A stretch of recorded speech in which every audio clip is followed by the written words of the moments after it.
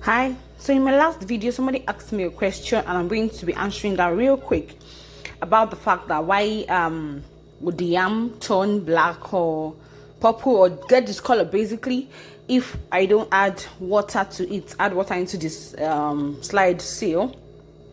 But before I go into that, I would like to quickly give us the hack for the yam. Remember I said there's another way we can actually preserve the raw yam without having to peel it. Yeah, so let's get into that first before we talk about why this yam is discolored and why this isn't it amazing? Yeah, so quite all right. So I preserve this yam without having to peel it. My cousin has been using this method for a very long time now, and he told me about it. I haven't tried this on my own, but my cousin has, so I'm going to be sharing it with us. All you have to do is to take this old yam as it is and freeze it, like freezer, not fridge, please. This is my freezer. Just put it in the fridge. Let's just say I'm putting it here. I'm just doing an example.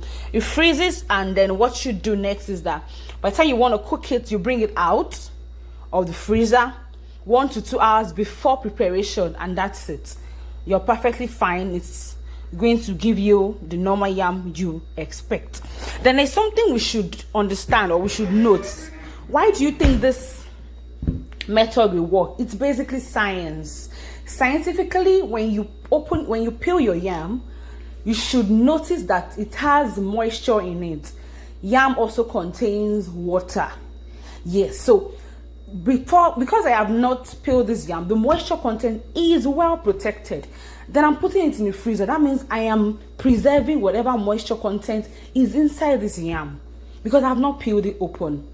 So I hope we get that analogy. So by the time you bring it out, it's frozen. You just leave it to at least defrost. So like I said earlier, from the basic elementary knowledge of chemistry, oxidation is simply taking in oxidizing. Like a particular material absorbs oxygen and it's what it oxidizes. Now, this is a practical example.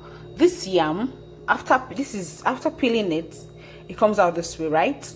It has its own moisture content. By the time you expose this yam this way without protecting it from oxidation, that's the water serving as an anti-oxidizing agent.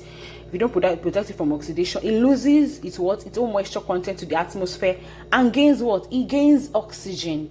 Gaining oxygen makes it oxidize. Oxidation occurs and it gets discolored. Very, very simple logic. The same thing with this apple. The same thing with this lettuce.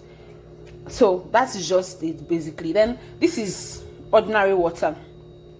This water preserves atmospheric air that contains oxygen from penetrating into this one that I've soaked in the water, and that is why it is not discolored. I put them the same time, but here I still have my normal yam, my normal cabbage, lettuce, my normal apple. This one is a bit discolored because I didn't put it into the water on time. That's why you have it this way. Look at the one I put into the water on time. Still very intact. Still very intact. You can imagine this is over 3 hours I have it here now. So you can either use ordinary water as your anti-oxidizing agent depending on what you have.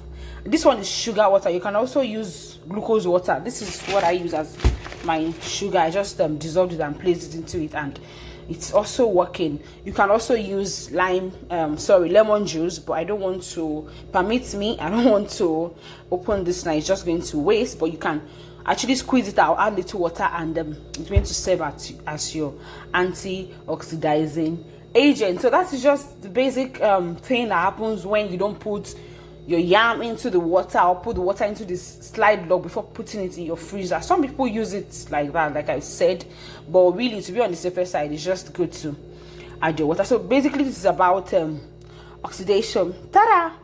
I'll see you guys some other time. You know I will do it. Education plus fun. Bye.